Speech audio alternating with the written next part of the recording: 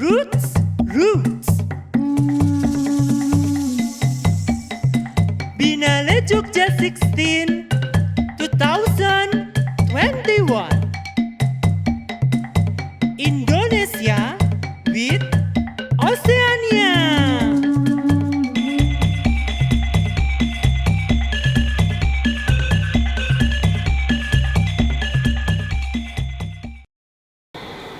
Pameran Game of the Archive merupakan pameran masif untuk memperingati 1 dekade atau 10 tahun Biennale Jogja seri Khatulistiwa.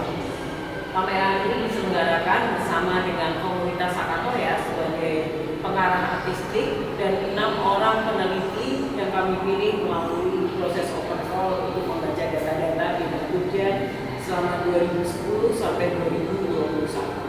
Ada 3 bagian utama dalam pameran Game of the Archive. Yaitu yang pertama adalah pameran arsip-arsip yang berbasis pada penelitian. Pameran ini menampilkan misalnya relasi antara Biennale Jogja dengan peristiwa-peristiwa kebudayaan yang lain di seluruh dunia. Jadi di bagian pertama ini pengunjung bisa melihat timeline atau lini masa dari berbagai peristiwa penting dalam sejarah dunia dan bagaimana peristiwa-peristiwa tersebut mempengaruhi kebudayaan dan seni secara khusus terutama di Indonesia. Salah satu tema utama dalam pameran ini adalah dekolonisasi. Karena itu salah satu upaya untuk memilih atau mendapatkan data-data dari peristiwa sejarah ini digunakan dalam rangka dekolonisasi. Jadi dalam lini masa ini kita mengambil di paling awal tahun 1869 dan juga memikirkan ulang tentang internasionalisme di masa-masa itu melalui dibukanya terusan Suez, lalu bagaimana muncul semangat nasionalisme yang di Indonesia dimunculkan melalui Budi Utomo. Lalu yang salah satu yang terpenting di sini adalah bagaimana Biennale Jogja mencoba memaknai lagi konferensi Asia Afrika di Bandung April 1955. Jadi di sini ada foto atau footage tentang konferensi Asia Afrika, dan konferensi Asia Afrika inilah yang menjadi salah satu inspirasi atau pandangan dasar ketika para pendiri Yayasan Biennale Jogja memulai mengkonsepkan atau membangun konsep tentang Biennale Jogja Khatulistiwa. Nah, konsep tersebut kemudian dirumuskan dalam karya tersebut pada equality, lalu juga internasionalisme baru, dan juga bagaimana kita ingin berpartisipasi dalam dunia seni internasional yang lebih adil dalam pernyataan ini yang kemudian diolah ulang oleh seniman Awanda Desianima dalam bentuk sulap, karya-karya sulap. Nah, di sini kami menyejajarkan dengan beberapa kutipan dari penyair kulit hitam Amerika yaitu Audre Lorde yang menunjukkan kesamaan visi bagaimana Biennale Jogja ini diupayakan untuk menjadi sebuah cara untuk melihat kembali gagasan tentang kesetaraan dan juga kesempatan yang sama bagi semua orang. Bagian kedua dari penelitian atau dari arsip-arsip yang diteliti oleh para peneliti adalah menghubungkan Biennale Jogja dengan Biennale lain di negara-negara yang menjadi mitra Biennale Jogja selama 10 tahun. Kajian ini dikerjakan oleh Tony Firdaus dan Amelia, di mana mereka mengupayakan bagaimana agar arsip-arsip dari Biennale yang ada di global selatan ini bisa ditampilkan bersama untuk menunjukkan kesamaan visi para Biennale tersebut dengan apa yang terjadi atau apa yang kita perjuangkan di Yogyakarta. Jadi di sini ada Biennale Kochi di India, kita bekerja sama dengan India pada tahun 2011. Lalu ada Sharjah Biennale di Uni Emirat Arab, kita bekerja sama dengan kawasan Arab di tahun 2013 Biennale Jogja Ekuator kedua. Lalu di sini ada Lagos Biennial dimulai sejak tahun 2017. Biennale ini merupakan bagian dari kerjasama kami dengan Lagos atau Nigeria pada Biennale Jogja Ekuator ketiga tahun 2015. Lalu di sini ada Biennale Sao Paulo. Mas Arif suruh cut.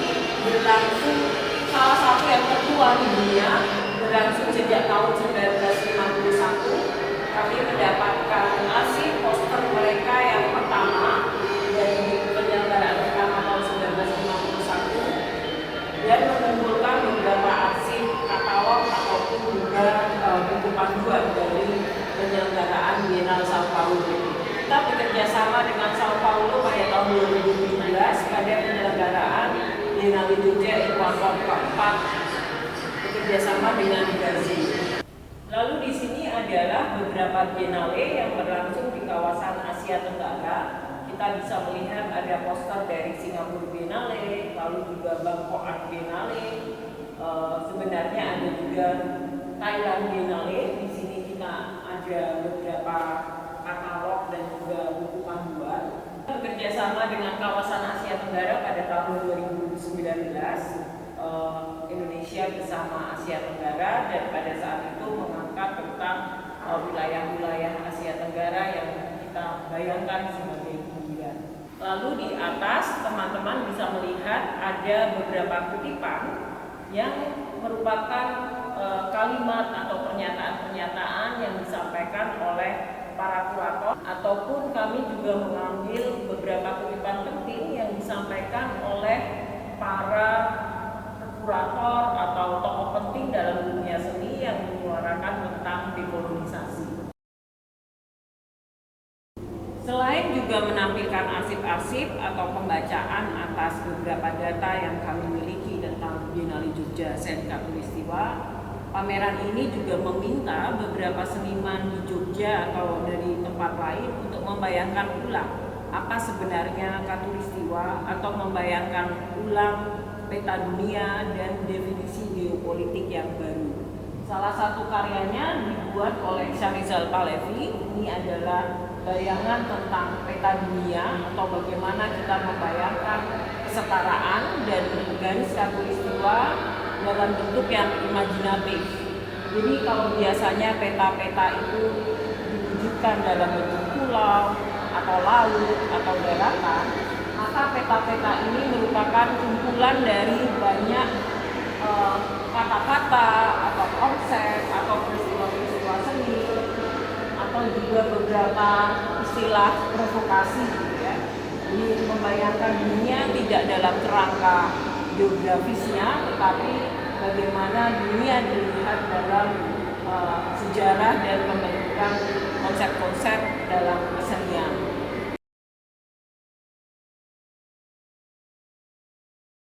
Pada pameran ini kami juga menampilkan beberapa karya yang sebelumnya pernah muncul dalam perhelatan Biennale Jogja Seni Khatulistiwa di edisi-edisi sebelumnya.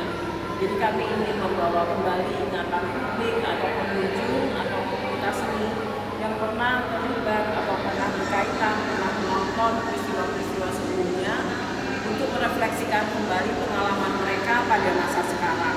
Karya ini adalah sebuah proyek yang dibuat oleh kelompok bunyi atau kelompok musik Pancasila, kelompok berasal dari Yogyakarta, yang bekerja sama atau berkolaborasi dengan Fitri Setianingsih, seorang koreografer, yang menunjukkan bagaimana fenomena kampanye atau fenomena kolektivitas ketika masa-masa kampanye politik muncul sebagai kegembiraan atau suasana chaos yang menunjukkan aspirasi politik warga. Jadi selain menampilkan dokumentasi foto dari peristiwa festival atau peristiwa kampanye tersebut, performance yang diadakan oleh teman-teman Pancasila, kita juga memunculkan kembali instrumen instalasi yang dibuat pada saat itu dan juga kostum-kostum dari personil Pancasila ketika melakukan performance. Karya ini adalah karya dari Silpagupta, seorang seniman yang berasal dari India yang pernah ditampilkan dalam Biennale Jogja Ekuator pertama tahun 2011 yang pada saat itu bekerja sama dengan India. Di karya ini membicarakan tentang batas dan juga perpisahan. Ini judulnya adalah There is no border here, sebuah karya yang merefleksikan bendera. Ini cukup berhubungan dengan karya Pakasila yang sebelumnya kita lihat. Pada karya Silpagupta, bendera muncul sebagai lambang atau representasi identitas bersama, tetapi pada saat yang sama dia juga merupakan pemisah. Jadi border atau batasan di sini juga menunjukkan ironi atau keadaan-keadaan yang kontradiktif yang dimunculkan dari bendera sebagai representasi identitas kolektif. Ya, Hammer Incorporation adalah proyek yang dikembangkan oleh seniman Elia Nurista berkolaborasi dengan Fajar Rianto yang membicarakan tentang politik pangan, tetapi juga berhubungan dengan bagaimana tanggung jawab atau wilayah-wilayah politik negara ketika berhadapan dengan warga. Elia dan Fajar melihat fenomena beras miskin atau beras yang dibagikan kepada rakyat miskin atau orang miskin sebagai ironi, karena pada awalnya beras ini dibagikan untuk memenuhi kebutuhan warga, tetapi kenyataannya banyak sekali di antara beras-beras yang dibagikan tersebut pada akhirnya tidak dapat dimakan karena kualitasnya yang sangat buruk. Elia dan Fajar kemudian secara performatif dan membangun instalasi untuk menunjukkan bagaimana negara pada akhirnya juga bersifat sebagai korporasi atau menjalankan strategi-strategi korporasi untuk mencari keuntungan dari proyek-proyek yang seharusnya menyejahterakan rakyat. Jadi pada saat itu mereka membuat bentuk-bentuk lambang-lambang dari sebuah perusahaan, tetapi juga menyelenggarakan berbagai program lokakarya atau diskusi yang berkaitan dengan hak-hak warga berkaitan dengan pangan. Video ini merupakan dokumentasi dari performance yang dilakukan oleh seniman Elia dan Fajar yang melibatkan warga di sekitar Jogja National Museum, tempat pameran pada saat itu, yang menunjukkan bagaimana warga berebut beras-beras murah ini, walaupun pada akhirnya mereka tidak bisa memakan, tetapi pada saat itu banyak sekali kasus di mana para ibu atau warga yang mendapatkan jatah beras murah pada akhirnya harus saling dorong, harus berebut dengan situasi yang sangat chaos untuk mendapatkan beras yang bahkan kualitasnya tidak layak untuk dimakan. Karya Ka'bah ini merupakan karya dari seniman dari Yogyakarta, fotografer Bimo Ambalabaya, yang pada saat itu melakukan beberapa perjalanan ke kota-kota di wilayah Jawa untuk merekam dan mendokumentasikan miniatur Ka'bah atau Ka'bah yang dibuat untuk kepentingan latihan haji atau yang biasa kita kenal sebagai manasik. Mau merespon gagasan kuratorial yang untuk Biennale Jogja Ekuator pertama tahun 2011 yang pada saat itu berfokus tentang religiusitas dan spiritualitas, sehingga dia melihat bahwa menarik untuk melihat bagaimana masyarakat juga mempunyai strategi dan taktik untuk berhadapan dengan objek-objek sakral atau ritual-ritual keagamaan. Ini adalah 2 dari 5 Ka'bah yang berhasil didokumentasikan oleh Bimo. Yang di sebelah kanan ini bisa kita temukan di wilayah Parangkusumo, dan yang di sebelah kiri merupakan Ka'bah yang dibuat oleh masyarakat di Probolinggo. Selain membuat pameran-pameran atau yang kita kenal sebagai Biennale Jogja, Yayasan Biennale Jogja juga membuat beberapa program penerbitan. Yang paling rutin adalah penerbitan newsletter The Equator. Nah, bagian ini merupakan arsip dari seluruh newsletter yang pernah diterbitkan oleh Biennale Jogja sejak tahun 2013 hingga 2021. Jadi pengunjung bisa membaca kembali bagaimana perkembangan gagasan Biennale Jogja dari waktu ke waktu. Ya, berikut ini adalah beberapa buku panduan yang pernah diterbitkan dalam rangka Biennale Jogja, mulai dari Ekuator pertama sampai ekuator kelima. Jadi pengunjung bisa juga melihat seluruh karya-karya yang ditampilkan oleh seniman pada saat tersebut, termasuk juga bagaimana perkembangan desain Biennale Jogja pada masa ke masa. Sementara di bagian ini kami juga mengumpulkan katalog-katalog serta publikasi-publikasi pasca pameran atau post event dari Biennale pertama, ekuator pertama hingga kelima.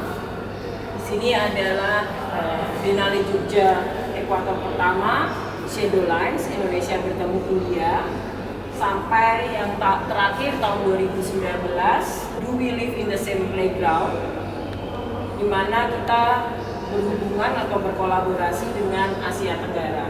Ada pula beberapa arsip penerbitan yang merupakan hasil dari simposium Katulistiwa atau program lanjutan seperti Asana Bina Seni. Jadi ruangan ini merupakan bagian dari upaya kami untuk membagi kepada publik yang luas perkembangan gagasan dan wacana-wacana yang berkembang selama Biennale Jogja tahun 2010 hingga 2021.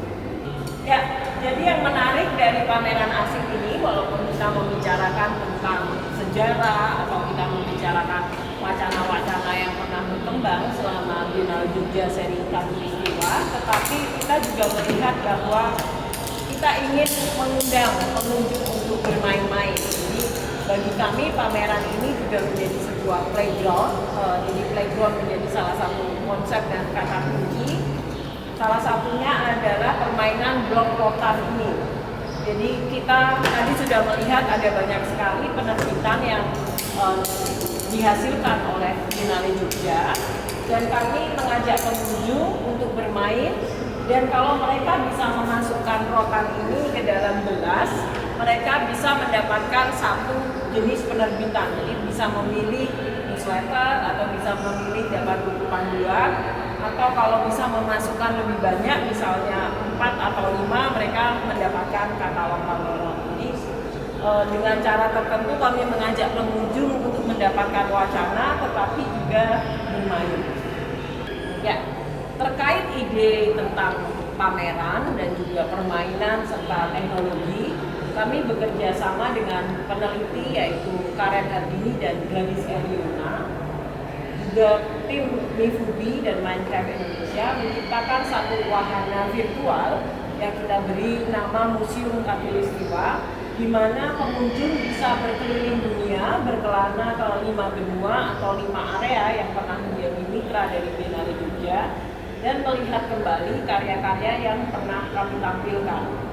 Jadi dengan cara ini kami mengajak pengunjung untuk flashback untuk mereka yang pernah mengunjungi Biennale Jogja, atau juga kami ingin memperkenalkan seni kontemporer pada para pemain game atau gamers yang biasanya mungkin lebih akrab menggunakan Minecraft untuk membuat bangunan atau misi-misi dan objek-objek yang lain.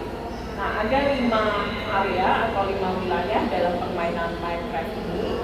Pengunjung bisa memilih pergi kemana dan melihat kembali karya-karya yang pernah ditampilkan dalam Biennale Jogja ekuator pertama sampai ekuator kelima.